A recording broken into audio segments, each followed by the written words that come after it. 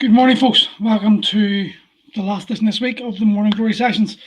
2nd of April, we're into the fourth month already, the quarter way through the year.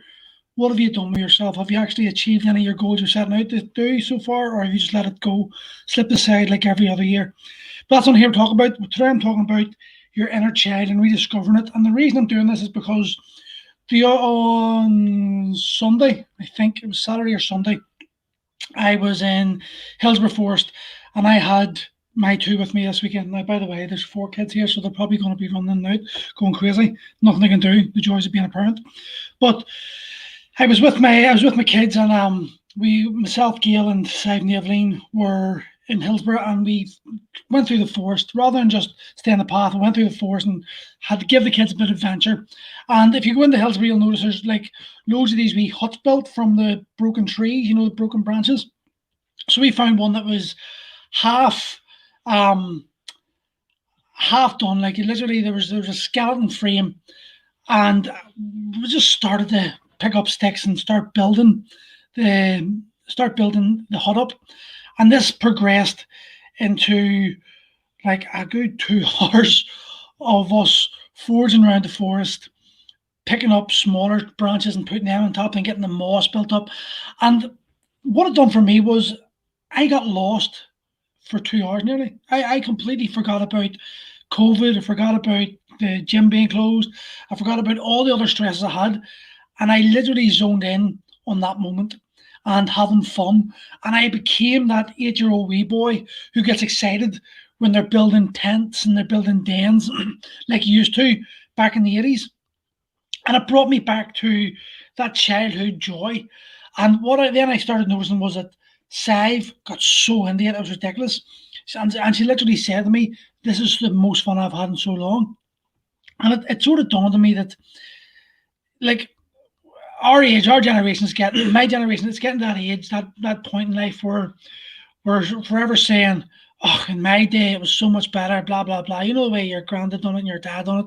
Now I'm doing it.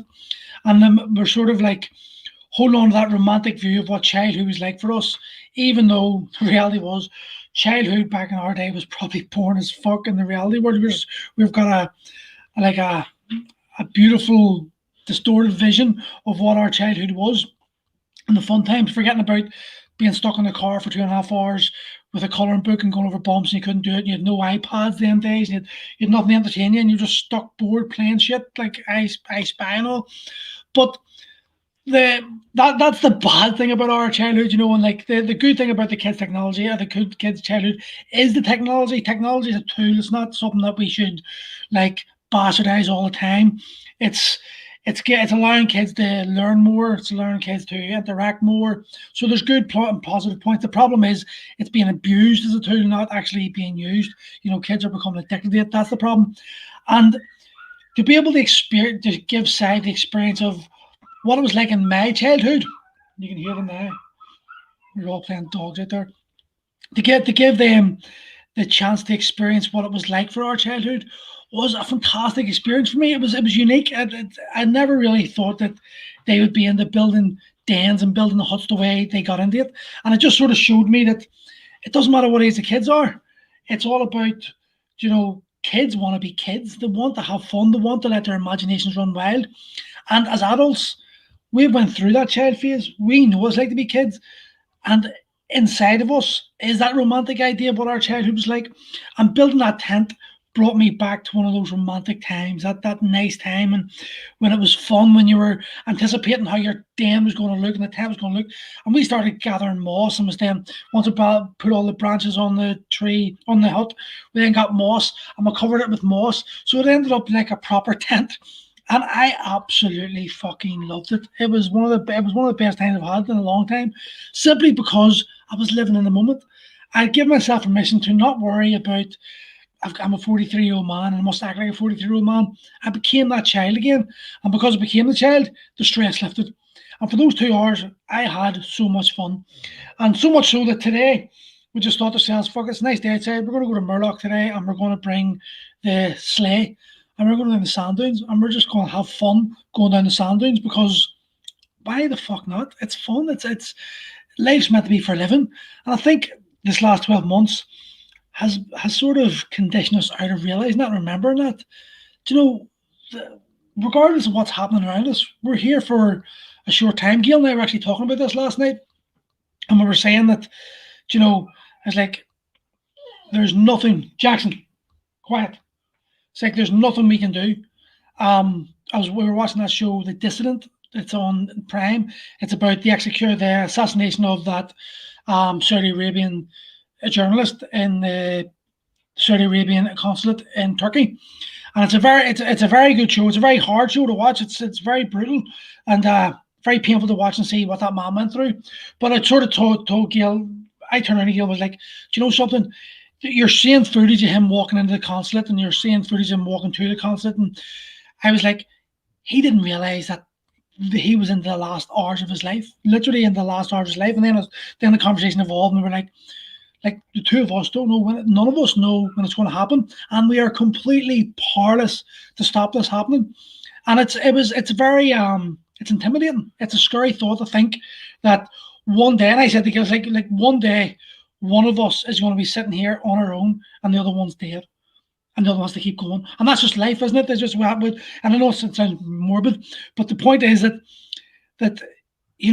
regardless of what's happening today, we've got to accept that life goes on, and we're only got one shot at this. Whether you believe in reincarnation, whether you believe in Christianity, Hindu, whatever, Muslim, doesn't matter.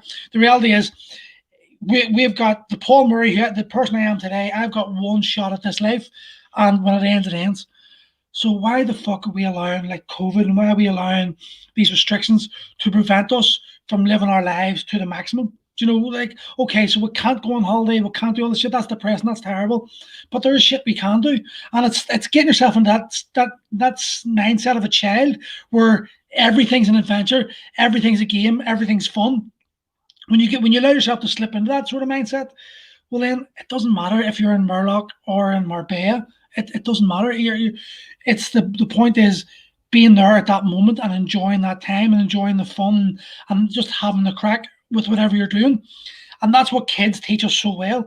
Because I'm looking right now, and I'm seeing them. The three of them are out there in the garden, and they're playing with a puddle on my hot tub, and they're having loads of fun with it. That's the gift of childhood. The ability to do these things, the ability to just make fun out of whatever you've got. And I think as adults we lose that ability, and we become too obsessed with what people think of us and how we perceive other people are perceiving us, and it holds us back from actually letting go and just becoming that inner child and enjoying yourself and de-stressing. So yeah, that's my wee rant today. Become the inner child, rediscover it.